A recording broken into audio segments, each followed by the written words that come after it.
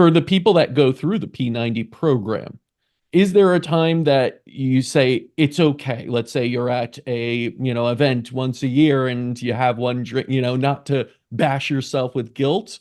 Is that part of the lifestyle, or is it really just, hey, never touch that thing again? We don't invite people to declare they will never touch this thing again. Many just do as a consequence of going through this process. What we say to folks is you must commit to at least 90 consecutive days alcohol-free doing our process.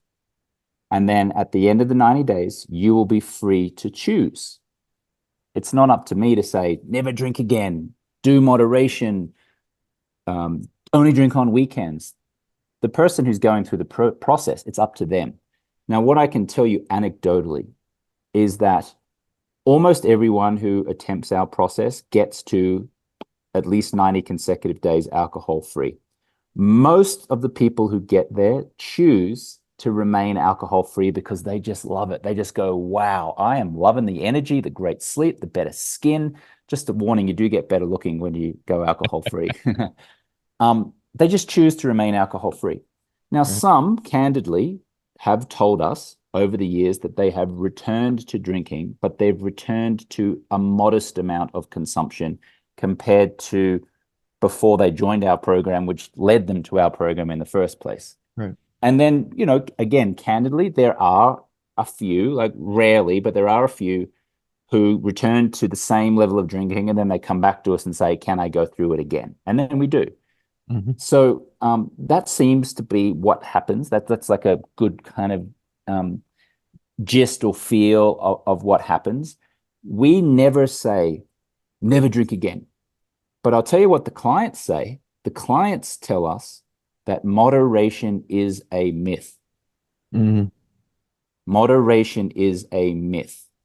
And what they say is that those who've gone through the process and then they go and attempt moderation, the slippery slope gets them, and they very quickly end up at the point where they want to come back again.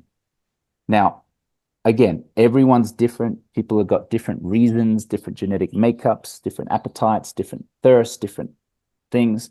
So I can't say a blanket statement and say what our clients say, which is moderation is a myth. That's what most of our clients say. But what I would say is this: why is anyone still wanting to have a drink on a special occasion, as if implying that drinking attractively packaged poison is worthy of being referred to as a special occasion? And so Right. if people have gone through our process are then still going, oh, I'll just have a drink at Christmas or a wedding, I feel like I've failed them because Mhm. they're still worshiping at this altar of alcohol. In my view, the special occasion is every single day that you have outstanding health with clarity and focus and you're connected and you're not seeking something like alcohol to get out of the discomfort of being you. So if someone's saying, "Oh, I'll just do moderation. I'll just have a drink on a special occasion," I'm like, "Okay, I think you just haven't got it, and I've failed you."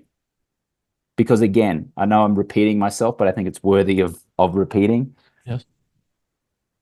Why the hell are you even still thinking that any amount of alcohol consumption is fun or joyous or pleasant?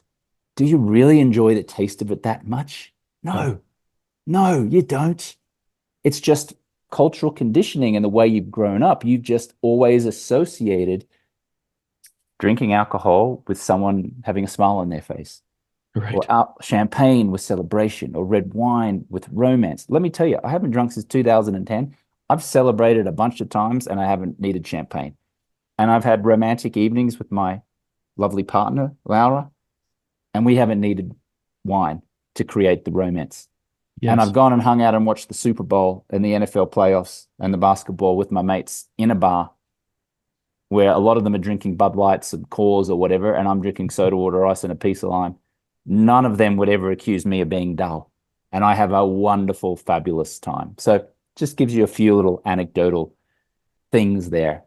Absolutely. I mean, genetics, of course, is a factor in this because I even had researcher Dr. James D. Nicolantonio on this saying that, genetics play that part in a lot of things, not just alcohol in your sugar consumption. Some people can have a little and not trigger as much of that addictive kind of influence that you'll have there. But then there's the other part that does it matter if it's a poison?